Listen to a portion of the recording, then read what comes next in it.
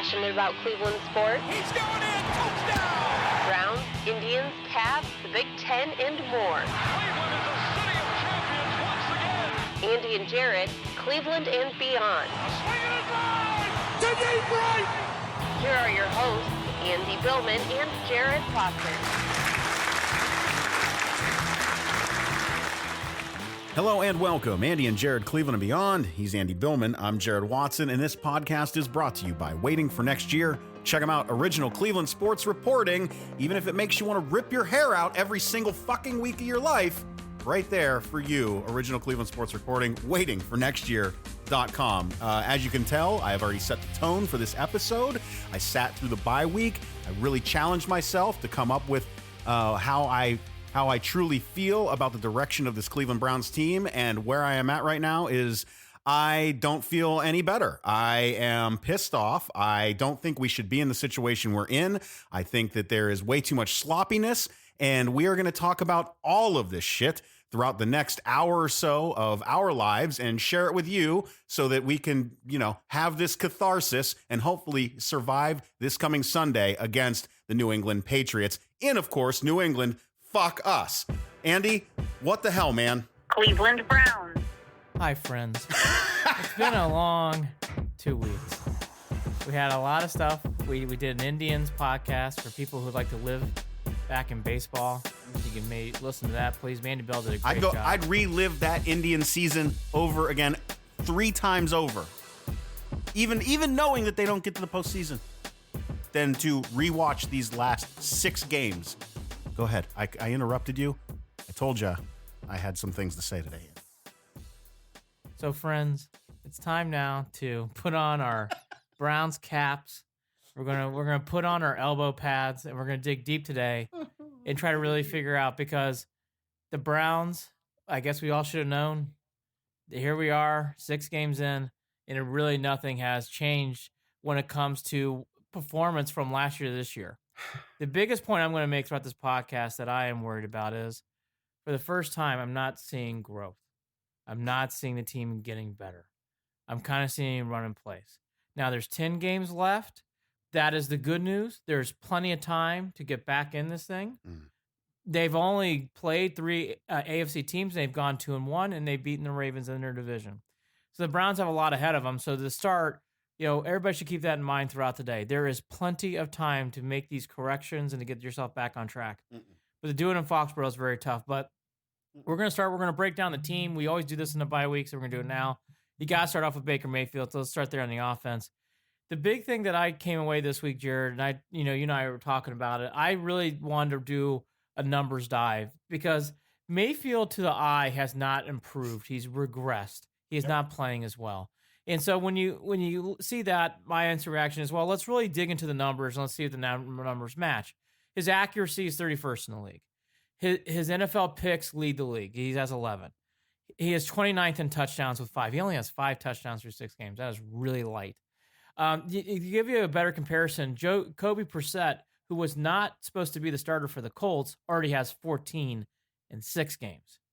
That is a drastic difference here in 14 numbers. touchdowns, yes. Yeah, 14 touchdowns. That's a drastic difference in numbers.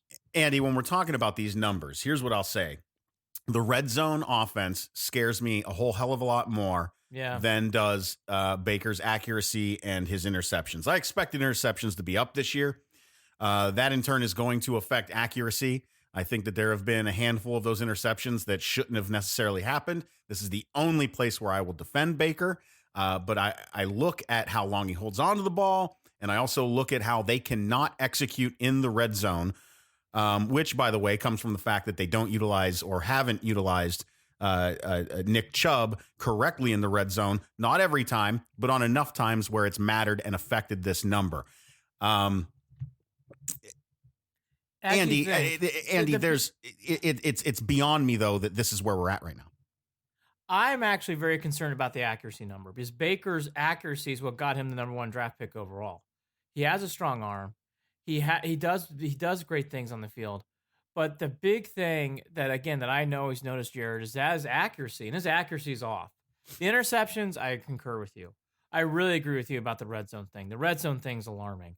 And yes, great point made by Jared. The these options where they have nobody in the backfield except for Baker need to go away inside the 20. And it's startling. The Seahawks game, which we'll get into. The bigger thing here, though, with Baker is, in the long run, am I still on the Baker train? Yes, I am. Do I think same. Baker? Do I think Baker will be okay? I do. I'm still not there yet, but I am saying this now. He is not playing well 6 games in, and yes, some of it's on Freddy, which we'll get to in a second, but some of this is on Baker. I mean, he is having some real struggles, Jared, where accuracy and numbers is some of it offensive line. I do, but I don't think it's all of it. But Baker needs to be Baker. My big statement, I believe in Baker. I think Baker will lead this team to big things, but Baker also has to start playing better. He's got to start playing better to what he's doing right now. Well, of course. And I agree with you in the fact that I'm still with Baker. But to sit here and think that he was this unflappable force where nothing could shake him, the last 6 seasons or the last 6 games tell us another tale, because you see that with the way that he's played. You see that with his hesitation on getting rid of the ball. It is not. He's not comfortable. We've repeated this. He doesn't look comfortable. He's not slinging it. He's not just throwing it. He's out there overthinking. Confused. He looks hesitant. At times with the ball, he hesitates, which he never did last year. There are times too where the hand tapping of the ball, the hand tapping. Now, is some of this play calling? Yes, it is, and actually, that's a big part of it at times. Is if some of it though that he just is not confident enough to throw a needle? I think part of it is too Beckham, and the wide receivers are next. Beckham at times, I think he feels the pressure of needing to get him the ball. And I think at times too he feels the pressure of needing to get to Landry the ball, and I think that plays a part to this. So let's bring in the receivers. The big thing with the receivers that I am surprised about, Jared, is for all the talent, and you can see it on the field, outside of the Jets game and Landry in the Ravens game, they have these wide receivers, whether it's Landry or Beckham, have not taken over multiple games or have not, in the wins, Landry and Beckham shine. In the losses, you can feel their presence, but they're not taking over the game. Nope. So I don't know if that's going to be and by the way, I don't think that's good. No, I thought in Seattle that Odell was going to take over. He didn't know. No. He had good numbers, but he didn't take over the game. The biggest alarming stat about this whole wide receiver staff is Ricky Seals-Jones is a team leader in touchdowns with 2. Ricky Seals-Jones is the leader in touchdowns with 2? That's not good. And the other half of this, which is hurting Baker, is, and this is the bigger component here, Higgins, Callaway, and Juco, nothing this year. Those 3 have been injured. They've been suspended. All that stuff, which by the way, injuries happen, and you got to take that into fact. But those guys played a big part in the Baker Mayfield success, Jared. And I think that is playing a role in his slow start, we'll call it. His very slow start. Speaking of which, this forcing of Callaway feels to me like another one of those situations where Browns coaches are trying to outsmart themselves. Because when you look at the play on the field, Higgins is your guy over Callaway 100% right now. Didn't play and has been. Seattle. And has been. He has been Baker's security blanket since the first time Baker stepped on the field. Yep. So there is no excuse for forcing Callaway because of the upside potential that you will get out of Callaway. He's a burner. He's in great shape. He's got to catch the ball. And we've already seen the issues with that at the goal line. Yep. I don't understand why coaches come to Cleveland and think they have to try to force things to work instead of just doing what you know already works. I think there is a connection problem with John Dorsey and Freddy Kitchens right now. And that's not good. I think there is. And there's more evidence of that today with the way that Greg Robinson has talked, right? Yeah, I was going to say, I think there is a disconnect here because the bigger thing to me is Callaway plays and Higgins dresses but doesn't even play it down on the field. That's weird. That's odd. I don't care what anybody says. It isn't like in baseball where you have a guy on the bench and you bring him off the bench, but hey, the situation wasn't right, so we didn't let him bat today. In football, when a guy like Higgins dresses, you're going to put him in at some point. And as proof positive, the 49er game, Callaway got in there immediately. So to not put Higgins in a game, that is an odd vibe. There's been a lot of rumors about Higgins all week. Rumors about him being traded, rumors about him not getting along with certain coaches, rumors about him just feeling an outlier. They're all rumors. I don't know what you can decipher is true or not. But these three people not being around Jarid, I think, have hurt Baker. And again, injuries have played a part in all of them. And a suspension with Callaway. But even if Callaway wasn't suspended, his high ankle sprain would have kept him out the first 3 or 4 games for sure. So I think all that's played a thing. And I think, going back to this whole thing, and this is what I was wondering over the break, is Baker still the leader of this team? I would say right now, he is with a slash of Landry. I think Landry has really become the team spokesman just as much as Baker, as confirmed on Thursday with what happened, which we'll get to. Don't even get me started on that shit. I think Baker Mayfield, though, needs to start taking the reins more and needs to start thinking more about wins.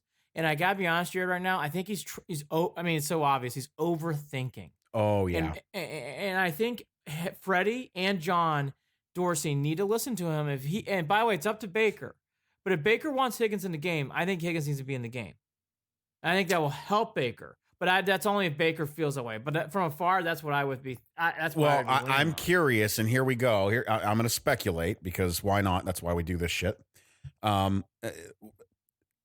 Is the overthinking of Freddie possibly a part of what's causing Baker to overthink? Yeah, meaning, you know what I mean? Making Baker question himself because he's not trusting his gut, because he's trusting Freddie, and Freddie's in actuality, he's kind of wrong on the way that he's called some of these plays, on some of the ideas that he's had, trying to score a touchdown. Oh, no, that's not enough. We need 2 of them with 1:30, which, by the way, you look back at the stats, and I think that's happened once in like 1,000,000 times. That's a made-up stat, by the way, Freddie had a bad in the history of the NFL. So why would you ever think that was what you were going to do against Seattle? It's just obnoxious. Freddie's having a bad start. Baker Mayfield's having a very slow start. And when you get all those things combined together, then you get the Landry thing, which, again, I feel like Landry is not battling with Baker, but battling to take the team leadership role, which I think is playing a part in all this. There's a lot of factors in here. I would like to see Higgins in more. I think that would help. I think Callaway in the game is actually a good thing, but it needs to blend. And there's way too many times it feels like Baker's forcing the ball into doing certain things to either appease Munkin, appease Freddie, appease Landry, appease Beckham. It doesn't feel like he's playing the game right now. And Baker needs to start playing the game. So the wide receivers and the quarterback really play a big thing here, along with Munkin. And by the way, I think Dorsey too. I think Dorsey is also hovering. I felt like Dorsey's press conference, you could tell Dorsey's starting to feel the heat of not doing great off the blocks. He feels confident. I shouldn't say he feels confident. I think he knows that this thing can turn around, but boy, that was a nerve-wracking press conference. The bigger thing here, though, is you want to clear some of this up, give it to 24. Just hand the ball off to Nick Chubb. Hand the ball off to Nick Chubb. His numbers, Jarid, are shining, glowing remarks of a guy who might win the MVP if you give him the ball more. I think they need to. Feed the beast. Nick Chubb has been the best player on this team on this side of the ball, period. It's not even close. Chubb is the best player. And by the way, even if Mayfield was playing great football, I think Nick Chubb would be in the same argument. He is an elite player, Jarid, and I want to see Nick Chubb taking more carries. I do. He's got more than 600 yards on 15 carries in 6 games. He's absolutely dominating on the field. And we've talked about it a million times. A yard. Base this entire offense around him, because we're going to talk about this in a little bit. The defense, I think, is getting fed up, and we saw that. Yeah. You see that coming in the form of missed tackles, I think. It's gonna against Seattle, because why give a shit on defense if your offense is going to let you down? By the way, you're right. By the way, you're right. It's very fair. The big topic. So I think Nick Chubb needs to become, not just with his stats, not just with how you think the team is, but Nick Chubb can, again, even if there was firing on all cylinders with the passing game, Nick Chubb needs to get the ball more. The only play Nick Chubb's had all year was that fumble against Seattle, and I thought that pass was forced by Baker. He forced it in traffic, and it caused Chubb to fumble. So I even think Chubb's one fumble was really just a mere mistake by Baker because he threw that ball on a short screen and Chubb was turned and there was 3 Seahawks right there. I'm not even fazed by it. I don't even want to. His fumble is not even in my thought of what problems persist with this team. You know what I mean? Like it's an afterthought. Oh yeah, I'm like later on this season I'm gonna go. Oh yeah, I forgot that Nick Chubb By the way, fumbled. I'm with you. I agree. So you know the biggest topic though hasn't been Baker. The biggest topic hasn't been Landry, hasn't been Beckham. Well, it's been Landry on Thursday and Friday, but the biggest topic still, even with all that stuff all week, and it's carried through again on Friday, is the offensive line. And here's the one, before we dive deep into this, I am getting really fucking fed up about a couple things with the offensive line. One, I don't think they're playing awful. We have seen shitty offensive lines in Cleveland, and I'm telling you from someone who observes it, I don't see shitty offensive line. No. Even it's Seahawks. It's Baker's body. It's the way Baker looks in the pocket, that anxiousness that is making people think that offensive line is failing him. That's my opinion, at least. You know, the announcers during the game complimented the Browns offensive line multiple times in the Seattle game. Multiple times. I'm telling you. The offensive line's now, is it a good offensive line right now? No, but it's not terrible. But everybody's freaking out about the offensive line, and everybody blames the offensive line for all these problems. So, okay, let's dig deep into it. On Friday, today, just an hour or two before we started up, Greg Robinson has been benched. Greg Robinson confirmed it with the press, saying he talked to John Dorsey about it, and he didn't know who was going to be starting in his place. But from everything we're hearing, it does sound like Justin McCray is going to be the guy to step up. Because Lamb's questionable with a knee injury, so you can't really think Lamb's going to be taking that spot. So, okay, for everybody out there. And by the way, was Robinson playing great? No, he wasn't. So I'm okay with this. But Jared, does Justin McCray bring wins with him starting on Sunday? Hell no. I'm sorry. Like, I think we're grasping at straws if you really think a big left tackle change is going to make that big of a difference, unless you're getting a trade with Trent Williams or a Nate Soldier. Like, if you got someone like that, all right, you can talk to me. But Jared, like Justin McCray for Robinson, I guess it may be worse. Yeah, I mean, this isn't a conversation for me. Because it's not, because it's a look over here, and that's not where the issue lies with this team. I agree. I don't understand why. But here, let me caveat that. I'm sorry, Andy. Let me caveat that with, though, who's making it the issue? Is it the issue because it's the only changes that are being made? Is that why we're talking about it as if as if we're assuming that that's what the Browns are doing to try to fix things? Or regardless of what the rest of the offense was doing, would they be making these changes anyways? I guess is my point. Would they be trying to cycle in some of these younger guys, the guys that they've made moves for in the past, and to get here? I mean, do you know what I'm saying? Like, they might have been planning to make these moves anyways, even if the offense was doing better. Are we just talking about it because it's the only thing we see them doing? Well, I'll even go a step further. Outside of tight end, you're not taking out Nick Chubb. You're not taking out Landry. You're not taking out Beckham. You're not taking out Baker.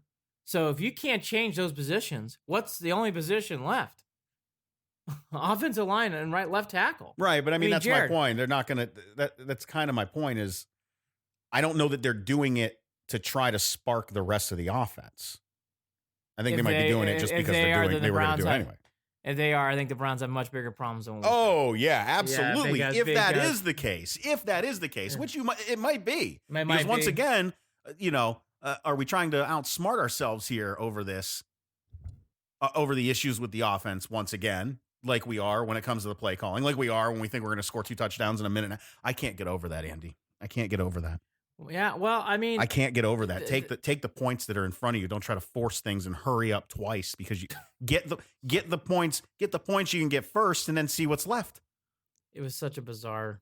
Like, I just don't get it. The end of the second quarter, you could explain. Oh yeah, I was on the 695 coming. I remember exactly where I was on the west side of Baltimore. Bizarre. It's only 2 downs. But on second down, he throws that pick, and you just watch it, and you're like, and the Browns are hurrying up to the line. It's like, oh no. Like, as soon as you hear something like that, your brain wanders. It was a bizarre sequence. Again, though, it's infuriating. Going back this to is why I don't talk about things when well, after this is why I go dark.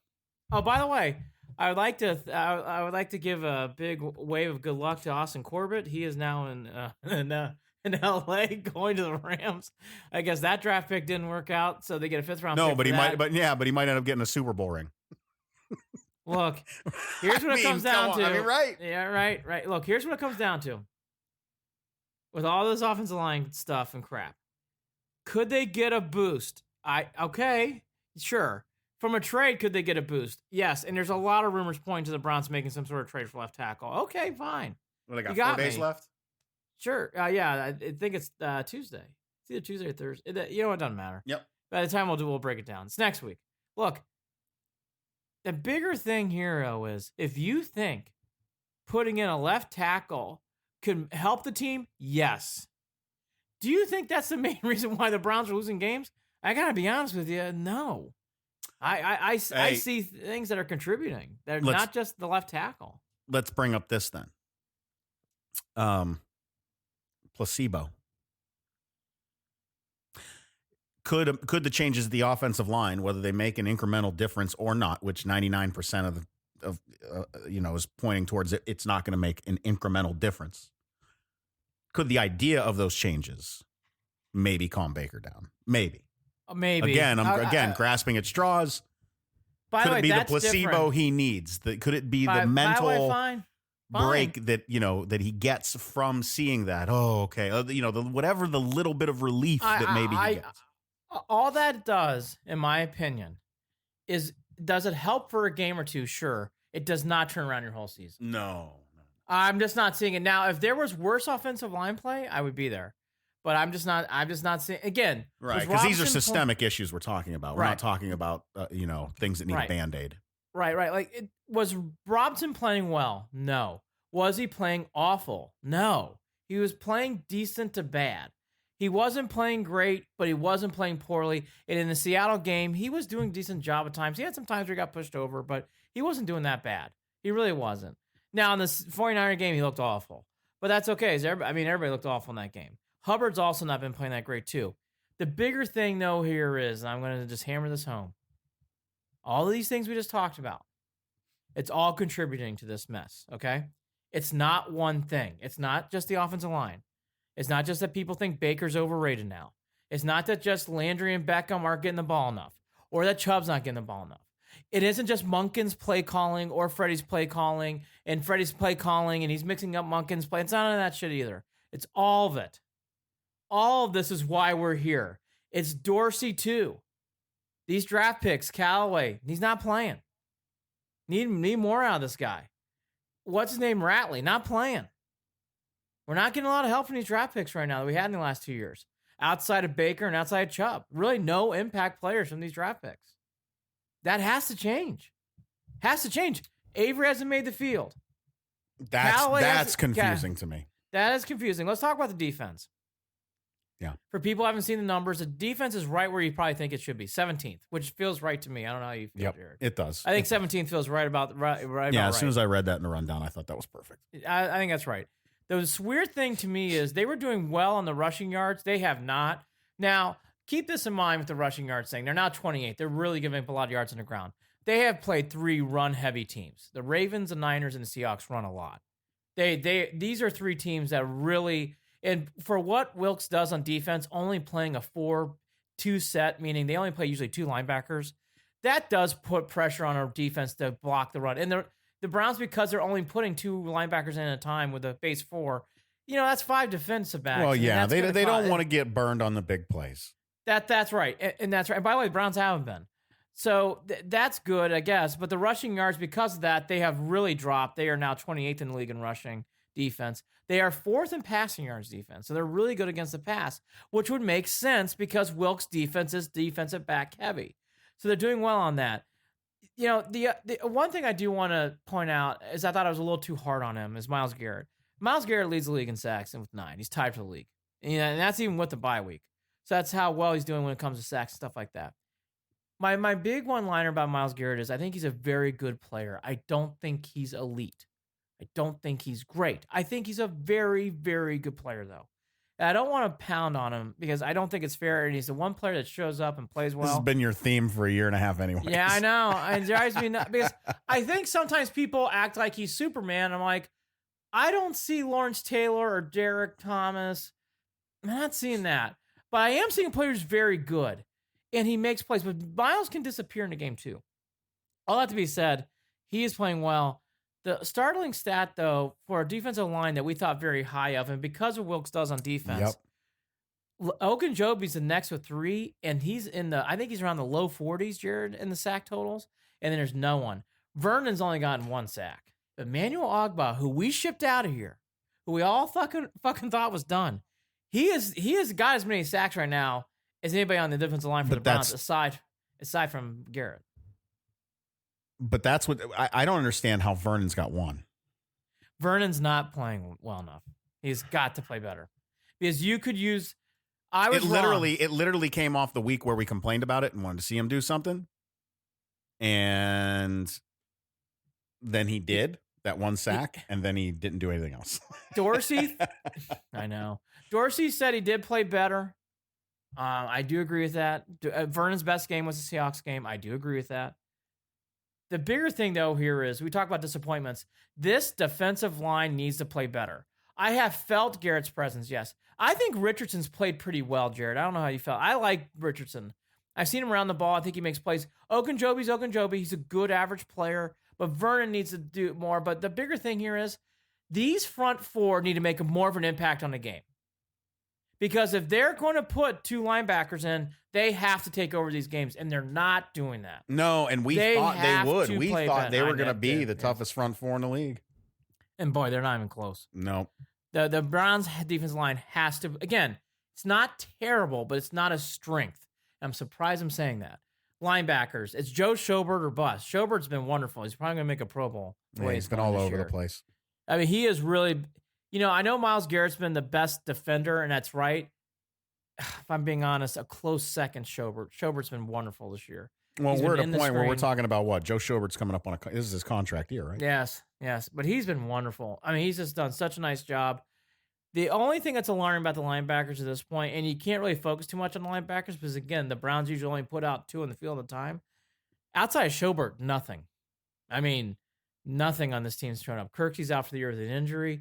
Wilson's really not played awful. Well. Just really not. You're not getting anything from the linebackers outside of Schobert. If you watch these games and you watch them closely, and that has contributed to the run defense being 28th. Whoever that second linebacker is, whether it's going to be Wilson or whether it's going to be, I would hope Avery. I mean, let's stop on that. Are we going to see Avery at any point? Is he really that bad of a doghouse? Must be, Andy. I mean, but I will tell you this. I'm okay with Mac Wilson. There's plenty of room for growth, but I'm okay with Mac Wilson. Okay. Yeah, he's playing like a rookie. But the Browns need to start getting more impact from either defensive line or that second linebacker. Someone's got to start playing better. Someone's got to. Schobert's doing enough. Garrett doing enough. Ogunjobi, Richardson, Vernon, whoever that other linebacker is, has to start doing more. Has to. They're just getting nothing out of that second linebacker. I mean, they might as well just throw that position away. It's basically Schobert or nothing. Cornerbacks and safety, again, like the defensive line, it's been disappointing, but this has been injury riddled, so I don't know how much you can really take. Well, no, I think the issue that we have, again, we can't fourth and total yards passing. I think that TJ Carey had some weak moments, but he's also stood out a lot in the fact that he's been able to step up. But I think that the biggest issue is I think we thought we would have had more takeaways from this secondary at this point. Well, that's where we're hurting. And that goes to the other point here, too. The Browns are middle of the league in turnovers. They're 21st in the league, but they're not far off from like the middle. They're in the middle. There's like a big group of like 8 teams. The Browns are right there in the middle. I think that those two things play into each other. Well, I think that's your why. Yes, but Greedy and Ward, especially Ward, they've been hurt. Fine, that happens. They're back on the field. Jared, they got to start making plays. They have got to start making impact plays. Denzel Ward, you're going to hear this harp a lot. He was the best player in the field at times the first 8 games. And I don't know what happened. That's last year. I don't know what's happened since. Well, and I don't know. It's concussion driven. I don't know. Mental. I mean, that was my biggest worry after the second one is he ever going to be the same? Well, he hasn't been. And I hope for his sake mentally he's doing okay. But he has got to start playing better, Jared. Greedy Williams needs to make an impact. I mean, none of those guys made any impact. Now, they've been injured. And you understand that. That's part of the game. Well, that fresh legs, brother. Them fresh legs better show out. You know where I'm going. You know where I'm going. Like, I want to see those guys ball hawking. I want to see some plays made. And, why not? You've got an extra guy watching for the ball. Why not? Of course. You have to be. And I'll make this point, too. Greedy aside, Greedy's a rookie. Denzel Ward needs to play a lot better than he did in that opener. Oh, yes. He needs to play a lot that whole team on that home opener. I mean, I don't even want to talk about it. Well, Denzel stuck out. If I'm being honest, Denzel stuck out on the tape on that game. The defense, I agree with what Jared alluded to. More turnovers needed. I think the defense is playing better than the offense, but the defense also needs to take a step forward. They need more things to happen. They need these games to get in better places. But I will say the defense has taken on a lot of impact because of how badly the offense is. There's been a lot of 3-and-outs this year. There's been a lot of quick turnovers that makes defense go back on the field. And I think the defense had more of a time to recover. I do think this defense would be more in the top 10, hovering around that, more than the middle tiers, which was what they are. The offense needs to help the defense, is my final assessment. More time on the field, more running down the clock would help out this defense a lot. Give the defense some incentive. Give them some incentive. If you get a takeaway, Browns better score. Yeah.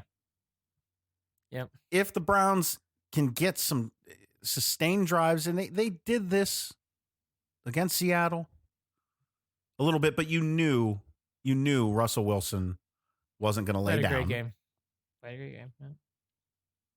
But when you watch the Baltimore walk into Seattle and steal a game after what we saw the week prior out of the Browns, this game, feast or famine. Talk about a few changes, one less possession change with the Browns. Seattle holds on. You're talking about a completely different looking AFC North right now. But the Browns haven't made those changes. They have not made those changes. And by the way, the Ravens are far better than the Browns right now. Far better. Ravens are much better team. And the Browns put 40 up on the Ravens. They did. They beat them. Yet here we are with the same fucking record as the Pennsyltucky assheads. Yeah. Battling for third. By the way, asshead. I've never used that term in my life. Well, I'm going to coin it as my own. Well, I will just tell again. I'll just say again, though, the Browns are not as good as the Ravens. They aren't. The Ravens are much better. The Ravens lapped the Seahawks in that game. They outcoached them, outplayed them. Lamar Jackson right now is on his way to a Pro Bowl if he keeps playing like this. He looks like Mike Vick. He plays like Mike Vick. They're whipping the ball around the field. Peters is taking touchdowns back. They made Wilson look silly. Ravens are lapping us right now. Lapping us. But in one game, one-on-one, thank God, we outplayed them and outcoached them. Can we get that back? So let's talk about Freddy. Because outside the great Baltimore win, I don't know what you got on the positive side of things. Even the Jets game was kind of an ugly win. And they just basically laid down. I mean, look, 2-4, penalties, great win against Baltimore. Titans and Niners, a total flop. They can't win at home. Penalties. They have these questionable play calls. Monken and him seem to be battling heads. Penalties. Look, the key word all year has been undisciplined. I really want Freddie to do well. I am a big Freddie supporter. This is where I'm starting to split the road, though. I don't know if Freddie can do this. I am starting to wonder about. Does he want the guys to like him too much? You know what? I think it's getting bizarre. I can't read Freddie anymore. I thought I had a read on him, and I'm going to say I was wrong. Now that I've seen these 6 games come in, I am having a very hard time seeing how he's elevating the team to victories. The Ravens game, everything clicks. So I'll give him the Ravens game. But even in the Jets game, I thought Freddie hindered that team. I thought in these other games, Freddy brought down the team. We talked about the Seahawks game. We talked about the Niners game. The Titans game was a shit show outside that first drive. Freddy needs to start elevating this team to victory, and with the undisciplinedness and the strange play calls and bad challenges and misuse of timeouts, it's starting to get old fast. Nothing highlights. This is a very, very, very firsthand look here that we're all getting at the differences between being a head coach in the NFL and every other coaching job in the NFL. Yeah. Yeah. Right? Right. You're talking about a guy who was a successful college quarterback. You're talking about a guy who was a quarterback coach who has coached offense, coached in different offensive coaching positions. He's done all of these different things throughout his career. He moved up. He's doing well. He's a guy that everyone loved. And then all of a sudden, he's the head coach because it seems like the right fit. It seems like him and Baker are on the same page. It seems like a match made in heaven. And then reality kicks in.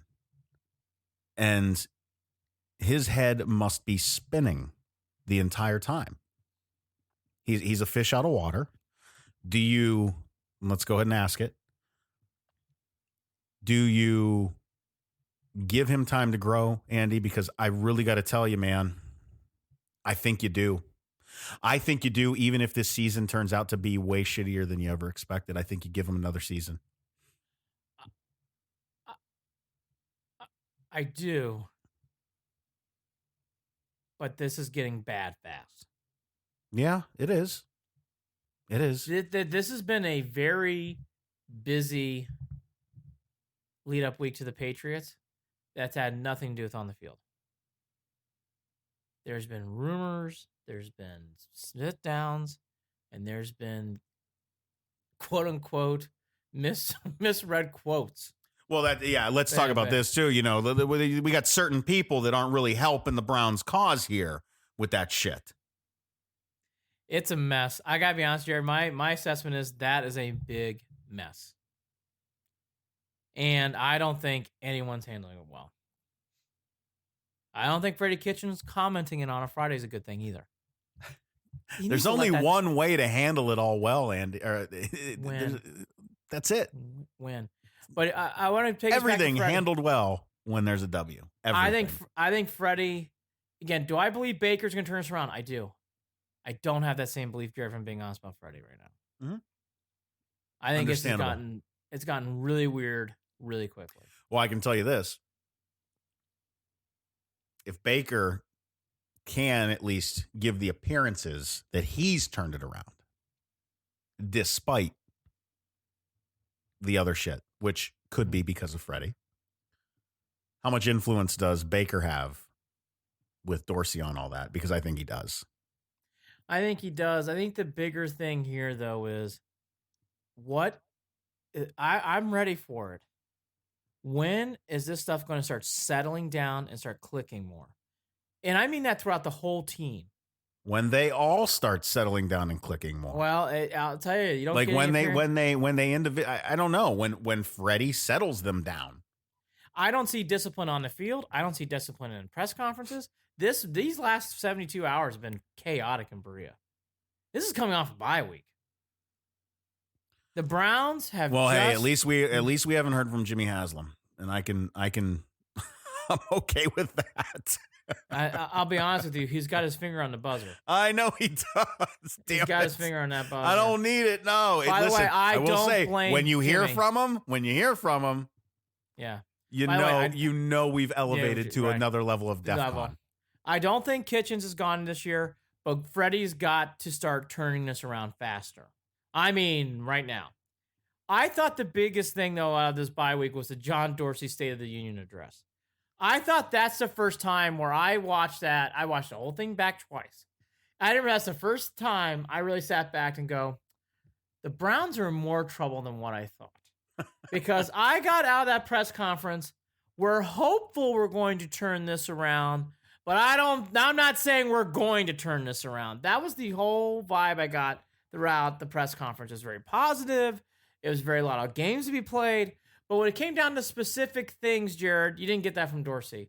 I like this from Freddie. I like this. Really good job. And the players like Freddie. I would love to hear him be like, you know what I like? I like how Freddie expands the field. He gives the ball to Chubb. Like, you don't hear any of that. All you hear is like, I think Freddie's doing a good job, and the players seem to like him. Listen. I don't want to hear that from my head coach. Andy. That's a fucking given. You don't go to prison. You stay out of prison. You don't say in a press conference, you know, the good thing Johnny's doing, he's not in prison. The good thing is about Freddy Kitchens should not be players like him. That's a fucking Captain Obvious statement. It only took 40 minutes to get into the show. That is not what you want to hear from your GM. What's your biggest positive? The players seem to like the players seem to like Freddie. That's all we got? Good. It only took 40 minutes. That was a bad press conference. Andy. That was a bad press conference. It's this because you just said what was always the comment with you? We are starting. The players loved you. We are the players love you. That's what it was. After the Patriots game this next week, I want Hayden Grove to come back on because he got a little itchy when I brought this Hugh Jackson thing up, and we're going down that road. We are going down that road. It's not that bad. It isn't, but we're going down that road. Dorsey's press conference, though, I thought revealed to me like he is hoping, he is hopeful, but he is not confident about this team right now. And Jared, that I got, as you can probably tell from my yelling rant, that bothers me. Because Dorsey was the one guy who always gave us confidence, who always gave us our bedtime medicine, who always rubbed our bellies late at night, be like, everything's fine, you trust me, we're waking up the sleeping giant, the Cleveland Browns. That's not what he got out of that press conference last week. You did not get that. I still feel like he throws a good football, he said on Mayfield. He did avoid certain questions about unhappy play calling. That was smart. I'm glad he did that. He also, this is the other thing about Freddie that drove me crazy. He likes Freddie's courage to go for it on fourth down. The courage? Yeah, these aren't things that really bode well for Freddie. Are we winning merit badges? Courage? I don't want to pick on Freddie, though. I got to be honest. I really want this to work out, Andy. Most likable badge, Freddy Kitchens. I know. Courage Award, Freddy Kitchens. He's going to be a Weeblo soon. Look, all this crap about merit badges of courage and good it's got to stop. Jared's got to stop. Got to stop.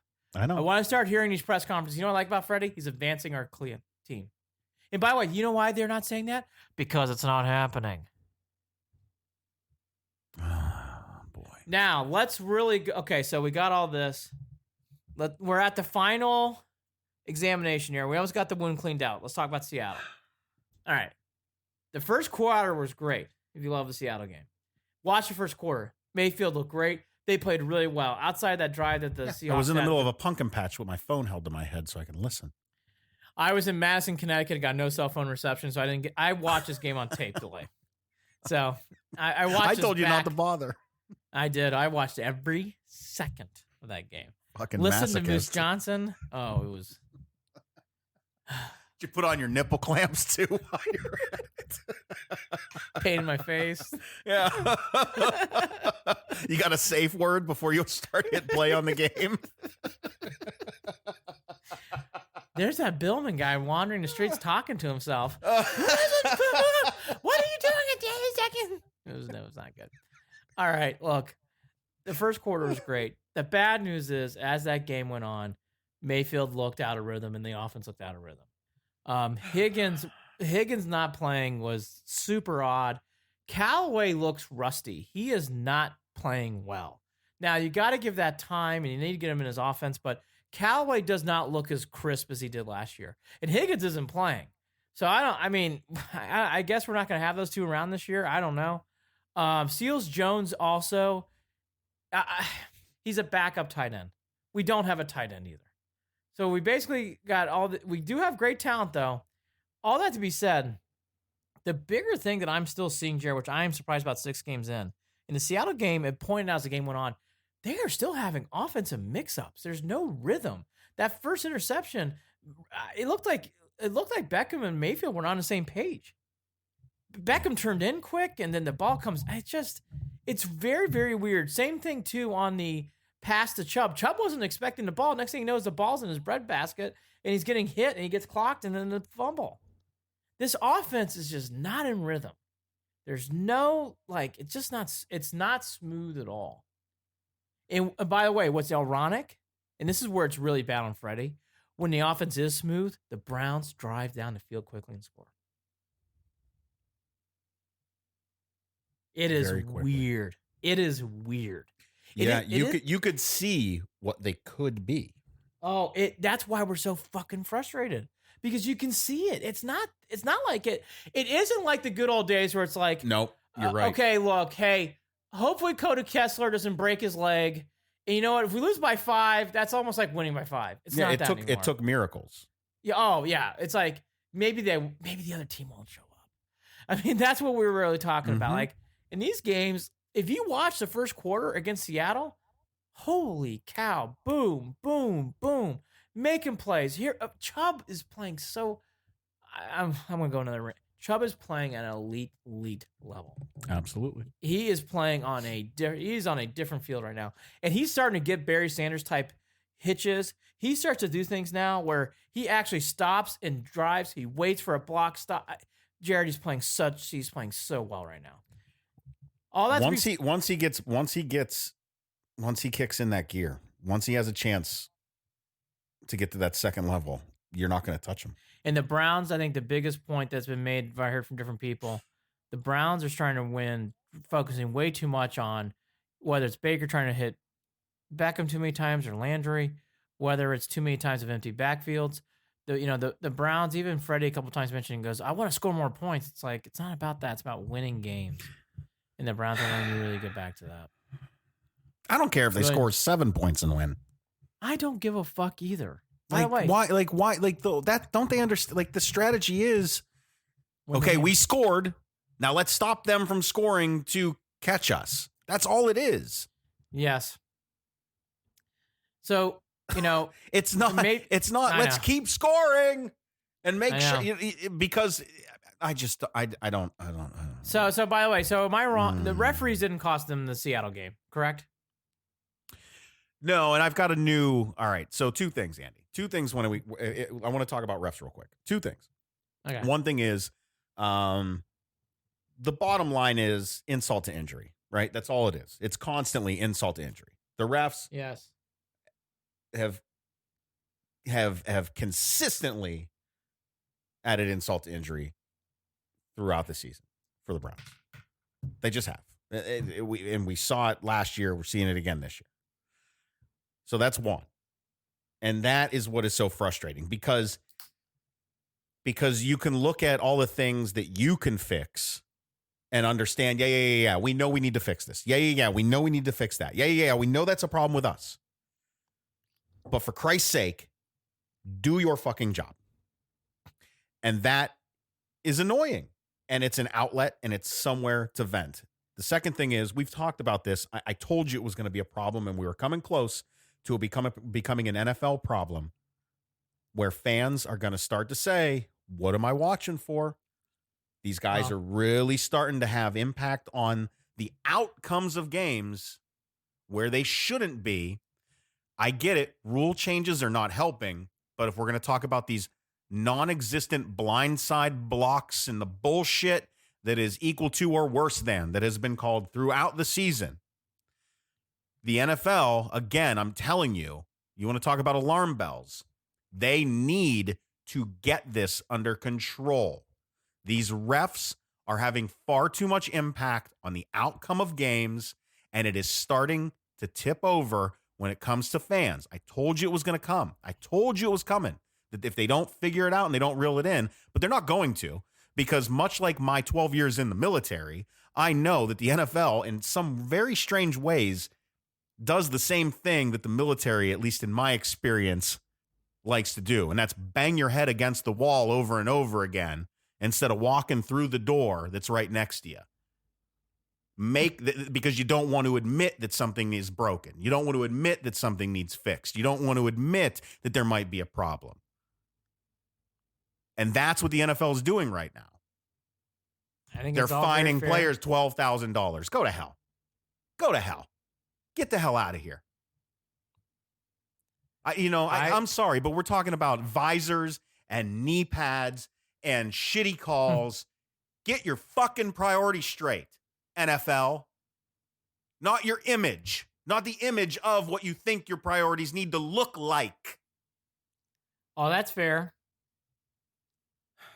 This to me is the least of the topics. No, it is. It's a separate topic. This is not my bitch about it. Isn't even necessarily about the Browns. It's about the NFL and the Shield itself. Yes, it is bad right now. It is bad. Good news, we go to Foxborough. Oh, fucking thank God. And I mean, thank God, like that. And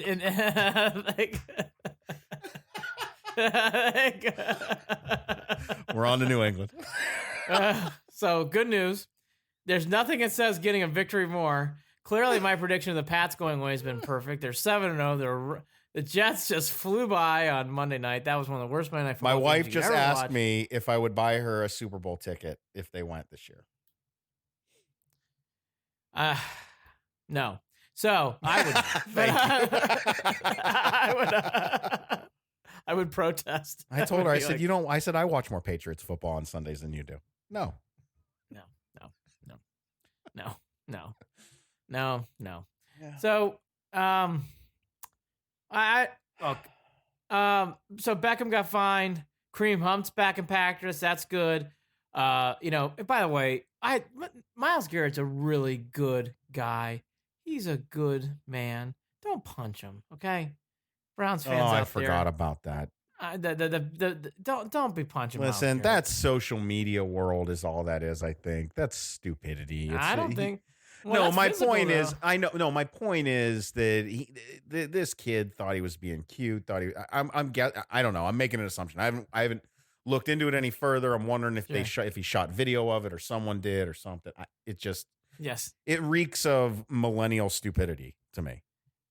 So the Browns, good news. Everybody's back aside from Randall. It does sound like Ham might be injured, but everybody else is back. Randall's not going to be playing in this game. He is out. Yeah, Hammy's for everyone apparently. Yes, but everybody's back, which is good.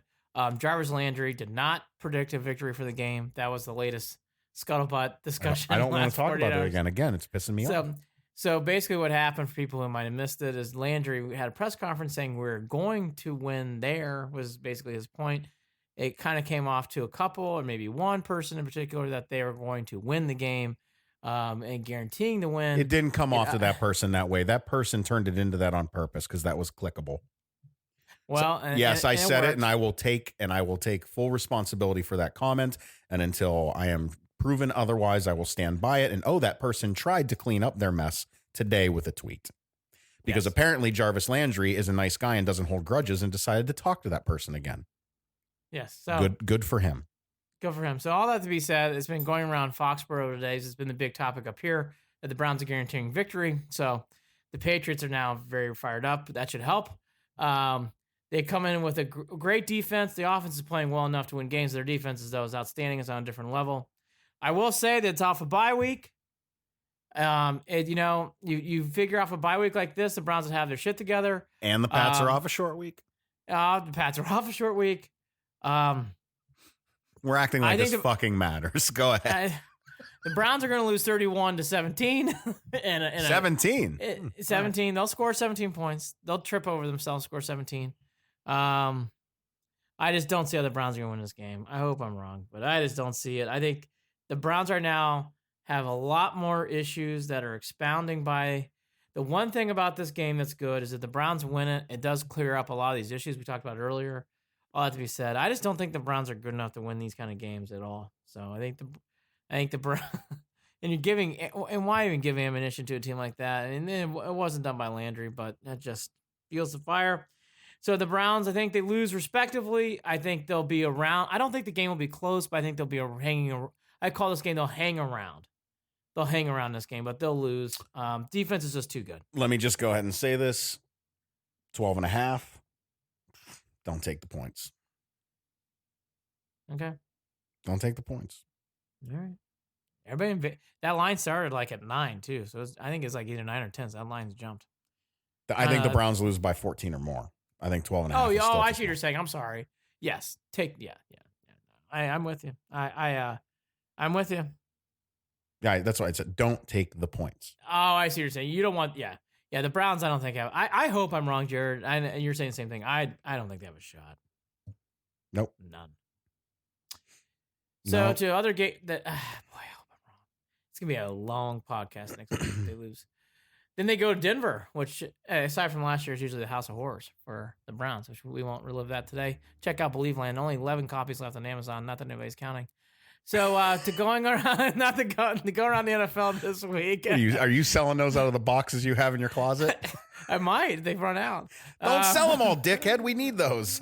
I know. For people who want to look we need away, giveaways and autographs for. Oh yeah. Yeah, which we'll talk about that later. There might be an event coming up. There's going to be an event. It might be the christening of the beginning. Oh well, the beginning of the mock drafts. I hope I'm wrong. Oh, okay. That was too negative. I'm sorry for calling you a dickhead. By the way, I didn't mean that. It's okay. It's in play. Mock draft. Who do you like? I kind of like that. You know. Stop. By the way, random question. If the Browns do drop in the top 10, and let's say that guy Burrow's there from LSU, do you draft him? Your pause says everything I need to know. It's tempting. Again, I think anything's in play if that's the case at the end of this season. But at the same time, I don't want them to blow it up. God. If they're around that area and Joe Burrow's there, then I think you have to take him. Even if it means you trade him later, you have to take him, bro. They won't be in the top 3 because the Monday Night Football game this week is terrible. It's Dolphins Steelers. Chiefs Packers should be good. The big thing this week in the NFL was, how much the Jets just shit the bed on Monday Night Football. They follow up. They play the Jaguars this week. And then we already talked about the Browns. The Eagles, they've had an interesting week too. Similar to the Browns, they play the Bills. That's actually not a bad game. Big game for the Eagles. They need that game. And then the Seahawks, there's nothing like a good Band-Aid more than playing the Atlanta Falcons right now, who just traded Mohamed Sanu. By the way, Mohamed Sanu will be playing this week. So that'll be cool to see him running around. By the way, we got. Well, did you want to face him or Josh Gordon?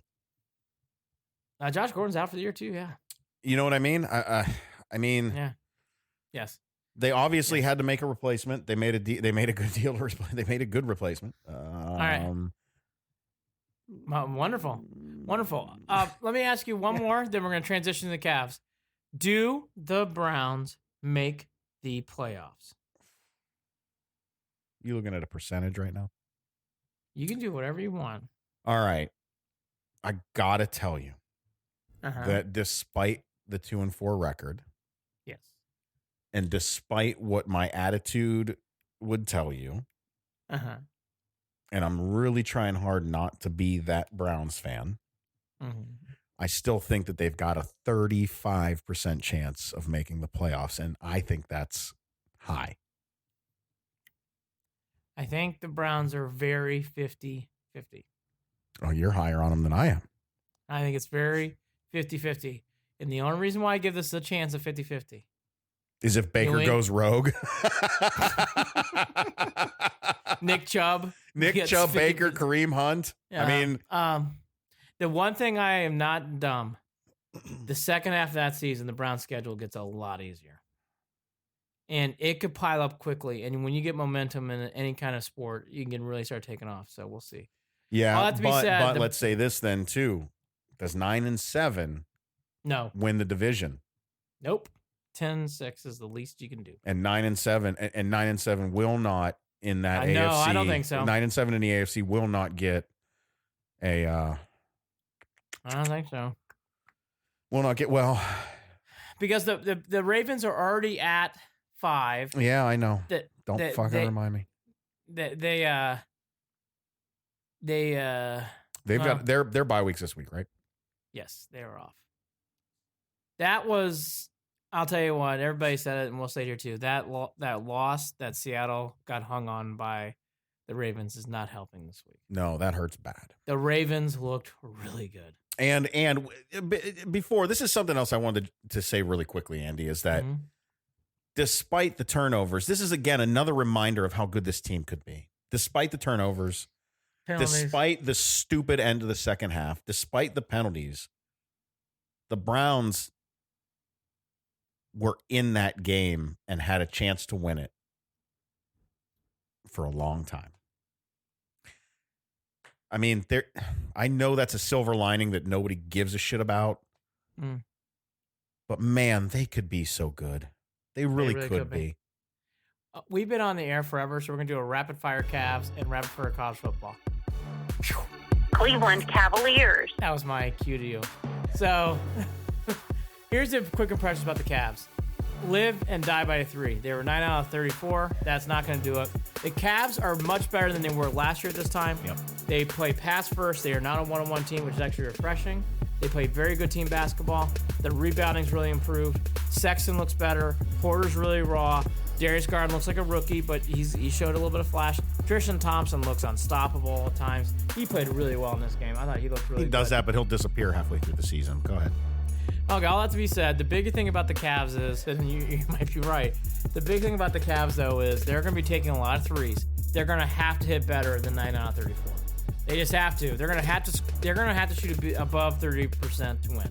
If they do that from 3, I think the Cavs, I'm telling you, late in this game, it was down to 6 with under a minute to play. It was getting dicey in Orlando.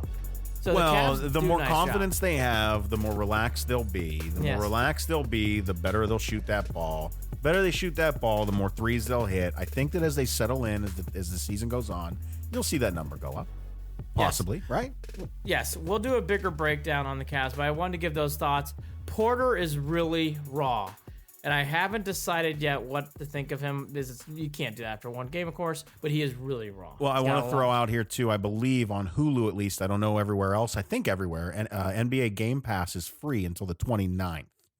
Yes. So you can watch all the NBA you want. Check out NBA Game Pass. They don't pay us, obviously, but if you love basketball and you don't get to watch your team or you're out of market or whatever, it's just, something I throw out there for you. I watched, and I already bought the NBA Pass, and I'm happy. I think it's going to be, again, doesn't mean wins, but it's going to be fun. And I paid for it last year. I didn't watch. College football, Wisconsin really took the air out of this game. God, they lost. I know. On the road to Illinois, which they deserved to lose. Illinois outplayed them in that game. Wisconsin had one of those typical games where the quarterback threw picks. He didn't make enough plays. They played flat, and Lovie Smith got the win of his career. May save his job. Whiskey does play Ohio State at noon. After watching a game like that, I don't know how you pick Wisconsin. Ohio State should win that game. I do think Wisconsin's going to hang around. I do think, obviously, Wisconsin's one of the better teams in the Big Ten outside of the Penn States and the Michigans. And they're in that class, actually. Wisconsin's in that class. So they'll give them a game. They'll play hard, but Ohio State should win that game. I will tell you right now, do not sleep on this game. Here I go again. I'm being that Buckeye who I don't count anyone out, especially in these games. Wisconsin knows damn well if they can beat Ohio State, their name is right back in the conversation. So do not assume with this Ohio State game, with this Wisconsin game. Michigan really needs this win on Saturday night against my Irish. It is. I really think this is John Harbaugh. It's going to get really suffocatingly bad if he doesn't win this game. He might not make it to the Ohio State game. I think he will. Oh, he's going to make it past the Ohio State game, too. He's not beating Ohio State. But he's going to make it to that game past it. But this is a huge game for Harbaugh. The Irish had a bye week, so they should be nice and fresh, ready to go. I love the Irish. I have Irish glasses on, so I find this game to be a tough game to read anyways. My gut tells me, though, if I was an Irish fan, I really do think Michigan's going to win this game. I think Michigan needs this game, Jared, badly. I really do. I think it's a tough game for the Irish. I don't think they win it, and I think your confidence that Harbaugh's there, man, I don't know. We'll see. Hey, them boosters got to be pretty antsy at this point. I don't think you're crazy. I don't think you're crazy, but they had chances to beat Penn State. They just couldn't put it through. I do think Michigan finds a way to beat Notre Dame. Yeah, but they have, I mean, come on now. Franklin finds a way to lose those games. And that was my comment before that game started was. By the way, he almost did. Exactly. He almost did. Exactly. Auburn LSU is a wonderful game at 3:30. LSU then has the bye week before Bama. Bama's quarterback Tua is out for the Arkansas game, but they're playing Arkansas, so who cares? And then he hopefully comes back for Bama fans' sake. Bama LSU 1-2 happening in 3 weeks unless something happens in this game. Auburn's dangerous. This is they have played a lot of road games recently. Auburn's got a lot of home games on the back half. If Auburn could ever win this game, their back half of the schedule is really simple down the stretch compared to what they played. Their only tough game left is Georgia. And then, of course, Bama. So as soon as I said that, I put, you know what? Forget what I just said. It's wrong. Auburn still's got tough games to play, but they play a lot more home games down the stretch. So that helps here. Great college football lineup. The Astros are down 0-2. Taubman got fired. He deserved to get fired. What he did in the locker room was terrible. That was definitely directed at a woman, and a woman who's speaking up for domestic violence. Terrible, terrible. Taubman deserved to get the boot. Glad he did. Clarify that situation for me. I didn't, pardon me, I'm choking for no emotional. reason right now. Emotional. Well, I'm aggravated. I'm aggravated with the LeBron and China stuff. I think that's what got me. Because I'm pissed off because LeBron, I mean, come on, dude. You're just, I don't even, this is an entire podcast in itself. So I'm not even going to. Yeah, I was going to say, I'm we not don't even going to have waste time. my breath. We don't have time for it. But Taubman, after they win, our shining locker room, we fucking got Azuna. I'm so fucking happy we got Azuna.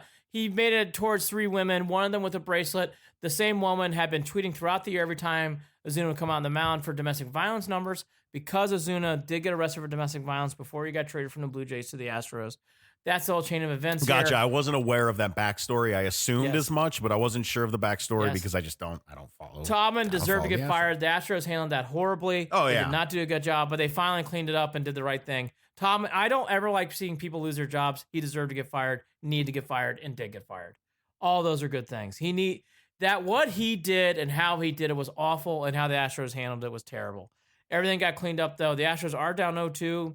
Well, there you go. Good. Go Nats. I'm right here. You'd think I was 5,000 miles away because I don't even care. Big. Yeah, seriously. Jared's not even looking out his window. But yeah, I mean, it is a big game, though. And it is a. Speak your head out. You live right beside the stadium, right? Baltimore and DC, you're like right next to each other. Yep. I'm right in the middle of both of them. Yeah, exactly. But the Astros down 0-2, big game tonight. And like I said, I think just to wrap up quickly, the one thing to end on this positive thing is that the Browns can beat the Pats. I really do think it's set up for them to do well. Everybody's hoping they win. I don't think it's going to happen. I know Jared doesn't think so either. I think that's really where this team is at right now. I think the other bigger story, though, that's going to start hearing, I think it's going to ramp up more is Freddy Kitchens. I do think the Freddy watch is going to start happening if he keeps losing games like Well, I will tell you this. If the Browns lose this Sunday, you're talking about a team that can only afford to lose one more game and has to win 8 out of the next 9. And I don't know how you do that, especially because your bye week's already gone and you don't have any momentum you're playing off of. And you're going to Denver to begin that winning streak of whatever kind it will be. Winnable game. So, Denver's not good. all I'm saying is you're on the road. You're a mile high. You never know. That's all I'm saying. I'm with you. And then you come home to play the Bills, who only lost one game. Exactly. I mean, that's the point. I mean, these just win this Sunday. back end of the schedule that we thought was going to be easier clearly is not easier. Jared, it's that old line. And the whole line is everything we planned, nothing's working out. Well, no, exactly. No. And you know what? Of course, I mean, I think that I look back to that Niners game and I'm like, oh my God, of course the Niners had to prove that they were for real this season. You've got, damn it. Just don't keep losing. I don't want to do mock drafts on this podcast, and I will if they keep losing. I will start making mock drafts. We're going to mock them. That's the only thing we can hit. Good, you should. By the way, my picks are mockable too. They haven't been good. Everybody, let's go Browns. There you go. That's my closing thought. Let's go Browns. You don't have to ask me. Let's go Browns. Shoot us an email, andyandjared@gmail.com. Follow us on Facebook, facebook.com/Cleveland and Beyond. Follow us on Twitter @CLE and Beyond. And you can listen to this podcast on iTunes, Google Play, Stitcher, your Alexa device, whatever it may be, wherever podcasts are found. We are brought to you by Waiting for Next Year. Check them out. Original Cleveland sports reporting at waitingfornextyear.com. He is Andy Billman. I am Jared Watson. And thanks for listening once again. Andy and Jarid, Cleveland and beyond. Oh, beat the fucking Pats. Not going to happen. Nope. Talk again soon. Bye.